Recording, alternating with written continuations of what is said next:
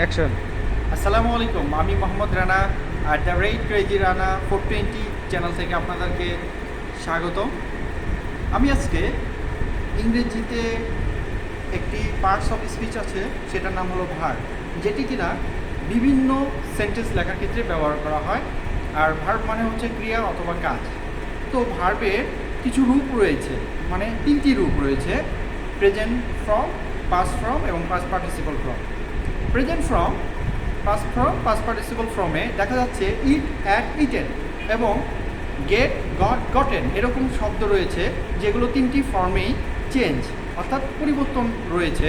কিছু কিছু ক্ষেত্রে দুইটাতে পরিবর্তন, আবার কিছু কিছু ক্ষেত্রে একটিতে পরিবর্তন। তো এগুলো হলো ইরেগুলার। আর ইরেগুলার ভার্বের ফর্ম মোট 170টি। এগুলো যদি আপনারা মুখস্থ করেন, দেখবেন সহজেই আপনারা এগুলো পারবেন। এবং আরেকটি হলো রেগুলার ভার্ব, যেটা প্লে, প্লেড, প্লে। এই শব্দগুলো রেগুলার এবং বাকিগুলো আপনারা জানেন। তো আজকের এই ভার্বের রূপ নিয়ে আলোচনা করলাম। তো নেক্সট ক্লাসে ভার্বের যে ইরেগুলার 170টি আছে সেগুলো নিয়ে আলোচনা করব। আপনারা যদি এগুলো পারেন তাহলে অনুবাদ করতে, ট্রান্সলেশন করতে অর্থাৎ অনুবাদ করার ক্ষেত্রে এবং বিভিন্ন সেন্টেন্স লেখার ক্ষেত্রে আপনাদের খুবই উপকার হবে, অর্থাৎ আপনারা উপকৃত হবেন। ধন্যবাদ। আসসালামু আলাইকুম।